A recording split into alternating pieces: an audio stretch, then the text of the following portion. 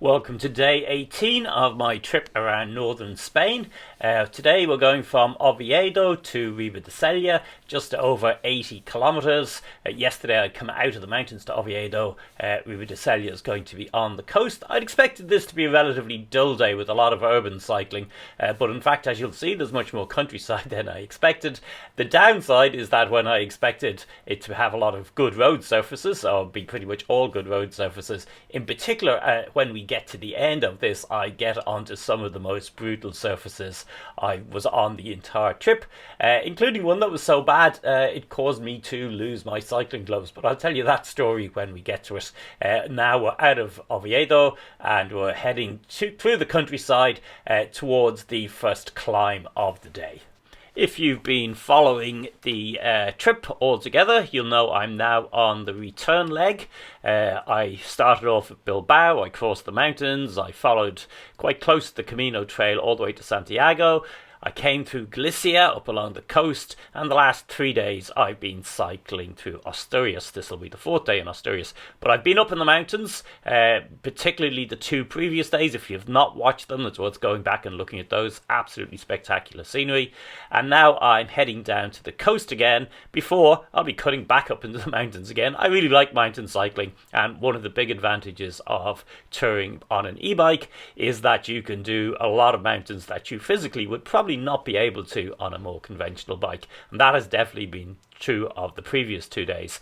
Nothing too extreme today, however. I think the high point is only about 330 meters or so, and so it's mostly this cycling through agricultural areas. I believe cattle and orchards are the main thing around here, and later on I'll get to sample some of the local cider to my delight. But yeah, so then I'll be continuing from here for another 4 or 5 days until I get back to Bilbao and the ferry back to Ireland. And so the playlist is the entire trip, and it's pretty much road footage of the entire trip. I have a GoPro mounted on my handlebars. I'm filming this in time warp, which gives you this kind of time-lapse footage that is semi-intelligent. It speeds up and slows down according to how interesting it thinks the scenery is. Now, I don't think it always gets that right, but it does mean that I can fit a whole day cycling into about 20 minutes. Now, some people find the fast motion a bit jerky, so what I'm going to try and do is break it up every few minutes with me talking to the camera instead. So El Baron here provides the first opportunity because I came across this piece of graffiti. So the C&T is an anarchist syndicalist union that has been in Spain for most of the 20th century and into the 21st century. It was one of the key protagonists in the Spanish Civil War, although for anarchists they tend to refer to it as the Spanish Revolution because they used that time to collectivize the land and workplaces. And so this area of Spain saw a very big experiment in such collectivization, which lasted until the revolution here was crushed by the Francoists in October of 1937. So a little over 14 months since it had broken out. And in fact, the area we're coming through, we're heading towards on the other side of the pass, Villavicosa, was the scene of a particularly infamous massacre by the nationalist stroke fascist stroke Francoist forces, choose whatever one you prefer, at a monastery just outside the town that had been used as an insane asylum, and basically about 2 weeks after this area was captured, the Francoist forces, who were conventional troops from Spain, forced the staff to hold a party at which a number of the nurses were raped, and then the entire lot of them were shot, were forced to dig their own graves, and then shot and put into them in the aftermath. Now, the crime was known about, but various attempts to blame various other people, Moorish troops in particular, but more recently that grave was excavated, and that confirmed most of the details of that particular grim story. The monastery that massacre happened is in fact just off to the left of the route, a little bit ahead of where we are now. It's when we get to the pass, so the peak before I drop down into Villavicosa on the other side. But here I'm stopping for a quick breakfast snack, coffee and a chocolate pastry, before setting off again and doing the final bit of the climb to the pass. As you'll have noticed, you will occasionally be seeing cyclists on to the side of my shot here. This seems to be quite a popular route, and if you pay very close attention or slow the video down, once we get up to the actual pass, there is a civil guard traffic police car parked up there, with the guy out having a good look at everybody cycling through. I suspect they may have been checking that people were wearing helmets. It's a legal requirement in Spain to wear cycling helmets when you're cycling between cities. You don't have to wear them within cities or within tourist areas, beaches or whatever, but you do need to wear them between cities. That's the cop there. And now we're going to be descending down to the other side. This was quite a good descent. Unexpected. I actually thought today would be mostly flat, but there was that little 350 meter odd pass in the middle of it, where I'm now coming back down the other side. Coming over the pass there is the start of the municipality of Villavicosa, I believe. I'm probably butchering that pronunciation, apologies. But this is a fairly large fertile plain we're coming down into, and in fact the longest estuary in Spain. There's about a 7 kilometre long estuary. We will be cycling along side part of it, so you'll get to see some of it, and because of the very good conditions for agriculture, it's been inhabited for a long period of time, right back to about 8,000 years before the Common Era, 10,000 years ago or so, and there's various human constructions that remain in the area from that period, and then later on, of course, the Romans arrived, and then they were here, and then it was fairly prosperous going into the medieval period. I think the town itself is named in about the 14th century. King Alfonso, maybe, is it? Gives it its charter, and I'm not sure exactly what the translation is, but the name of the town in itself refers to the fertile land that surrounds it. So quite an agriculturally prosperous district, and here I'm going to be mostly having some flat cycling, but as we'll see, some of it's going to get quite rough. So part of what's happening here, and you will have noticed, I think already, sometimes the blue Camino signs out the side of the road, is this road isn't the Camino route itself, but it does seem to cross it a few times. So this is the Camino del Norte, the one that follows the coast, and I think the Camino Primitivo is also following the same coast, and it's coming through this town, then it's going out on the other side, goes down to the coast, and then I'm basically cycling very much on the route once I'm through the other side of the town, because it's avoiding, there's an important motorway, the Cantabrian motorway here, and as with other motorways, they built quite a bit of it on top of the existing road network, which meant that didn't really leave a safe pedestrian or cycling route. So what is left are some extremely secondary roads. You'll get to have a look at them, which are basically, in a few cases, they're just mud tracks that are going underneath underneath the motorway. The motorway is zigzagging back and forth as it goes along the coast, and so my route for the remaining 40 kilometers or so of today is doing exactly the same thing, and a lot of it is about trying to avoid the motorway. There's also a national road here, which N36 I think it may be, which is quite busy in segments, so I'm also trying to avoid that. And my activity on the day often consisted of looking at a very rough road ahead and then getting out my map and saying, the only other route here is the national road. Do I want to divert onto that and maybe have a lot of traffic, or do I want to stick on the rough roads? Now, as you'll have seen from my previous videos, the rough roads have the advantage of being very much more beautiful and also, of course, quite a lot safer to actually be cycling on, but they really do turn into hard work in sections, particularly when you're trying to cycle through mud or parts of a track that have been churned up by tractors and have the mud is set into quite deep roots. So here we're coming onto the first of these here as we're coming out the other side of this village. Yeah, there's the motorway underneath, and as we go through here, you'll briefly see a couple of walkers at the side of the shot. So in this case, because I'm effectively coming from Santiago, I haven't been following the Camino from there, but I'm back on it. So all the walkers are walking at me on the way towards Santiago. That's much more straightforward for cycling. I did have the experience from Burgos to Leon, which is that's the main Camino route, and it's also very much busier, that because I was cycling in the same direction but obviously moving faster than the walkers on the narrow sections, I was continuously coming up behind people, ringing a bell, and hopefully they would move out of the way. But sometimes if they were in the middle of nowhere and they thought nobody else was around, because the bike's fairly quiet, they'd actually visibly jump when I said hola or whatever to indicate I was coming up behind them. Anyway, all that aside, as you'll see, this is really quite a beautiful section of countryside. As I said, settled for at least 10,000 years. This is a big cider region. There's lots of apple orchards around here.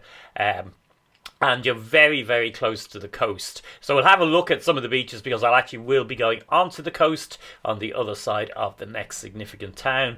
But I think here I'm probably never more than 3 or 4 kilometres. It's basically to the left there and over the hill. That's dropping down to sea level.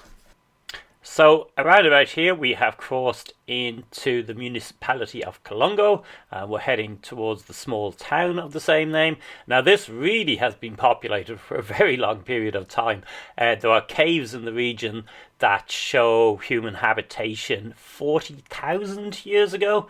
So 40,000 years, that's really very long indeed. Now there's not much else in terms of a presence, and back then of course people wouldn't have been practicing agriculture. They'd probably been hunter-gatherers. Probably the coastal plain was good for fishing and also shellfish, and that's why you had people here. But it is an extraordinarily long period of time to imagine people. Today it's still very agricultural, and there's not that many people. The villages that I'm going to are very small. The town of Colunga itself, when we get to it, is also pretty small. I think the total population of this region is only about 40,000 people, and what's more, for every, I think it's 100 people that are under 15, there's 170 that are over the age of 65. So, like a lot of rural Spain, aging population. Here at La Taberna is where I stopped for a quick pint of cider and some crisps to go with it. I wasn't really finding any places serving food on this particular leg of the trip, I think because I'm a little bit too early for the tourist season, but also I wasn't looking that hard. I knew that I wasn't that far from my destination, and I was happy enough to hold off till then. So here, as you can see, the roads are well, I won't even call it a road, but the tracks are starting to get very rough indeed, spectacularly so, and the walkers indicate again that we are back on that Camino route. So here we're crossing into the very small municipality of Caravilla. I believe this only has about 400 inhabitants, and again, most of them very old, 27% over the age of 65. And that part, it probably in part accounts for the state of the roads, because from what I understand, you've got a lot of secondary tourist homes, so people who just come here during the tourist season, and then a very old population with probably a relatively modest income that can maintain things. And here is one of the worst tracks of the entire day. This one though was quite good fun, as I was heading down to the mud, and then got down to this bridge. I was going to stop and look back at it, have a look at that for a bridge, before coming back out onto the main road, which was quite a relief. So this is going to take me on down to the actual coast itself, and my very first beach of the day is just around the corner and in a turn down to the left. I think, yep, this is it coming up just here. So here we have a whole string of beaches that the Camino route basically follows. I was going to call them cliffside paths, but they're not really cliffside.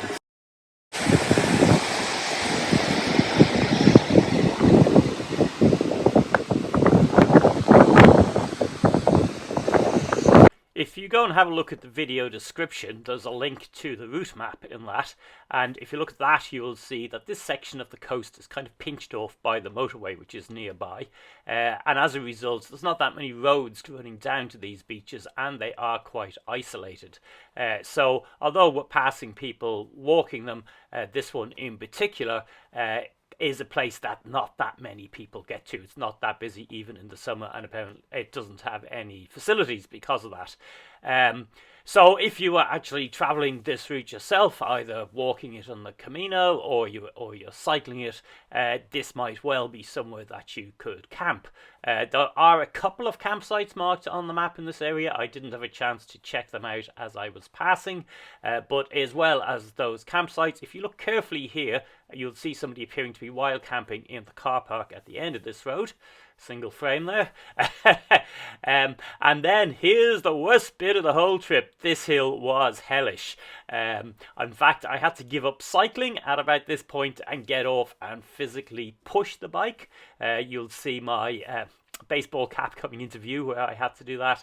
Yeah, here we are. And that got me so hot that I stopped at this rock and put on sun cream. And in doing so, I removed my cycling gloves and then set off again, continued along, came back down onto what is the main road running through this region, the N-632.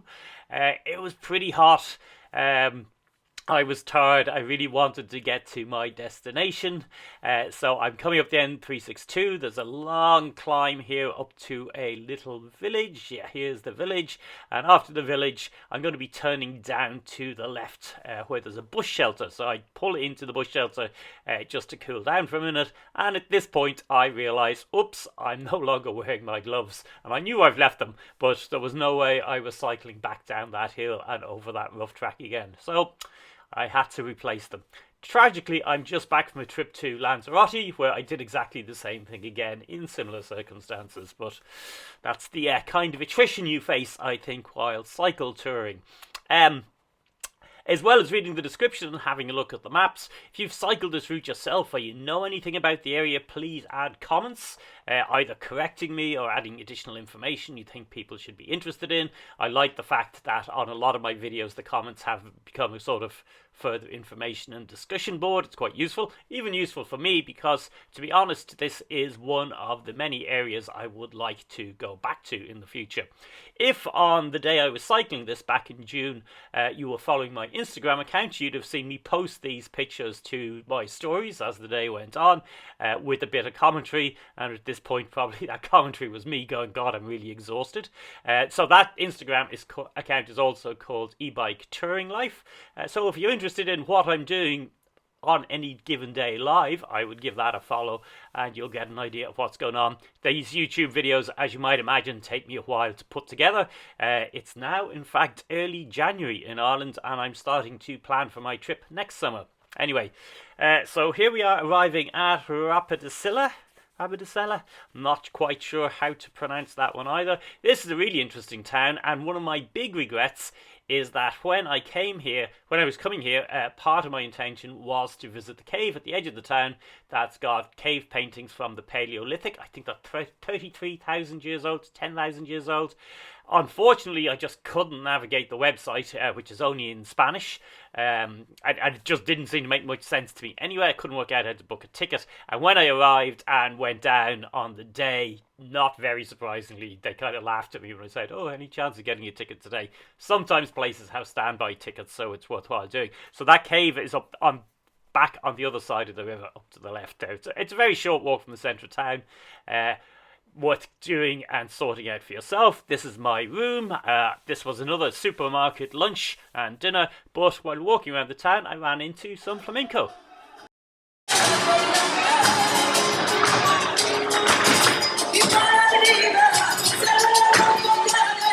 And so that completes day 18. I'm getting close to getting back to Bilbao.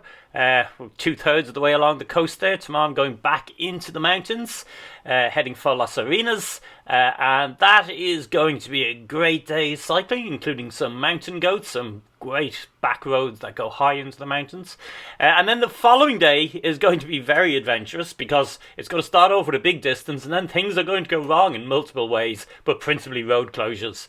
So that's going to be pretty good as well. And then we're going to be striking distance of Bilbao last couple of days, getting back to Bilbao and the ferry home. Do check out the entire playlist for all these videos. If you've got this far in this one, give this a like. That helps me get out to more people, build the channel a bit, and of course subscribe yourself. And have a look at the huge archive of previous videos touring Ireland, Scotland, this trip of northern Spain, and I'm going to be adding videos from Lanzarote over the next couple of months as well. Anyway, hope you've enjoyed all this, hope it encourages you to take up e-bike touring, and if so, maybe one day I'll meet you on the road.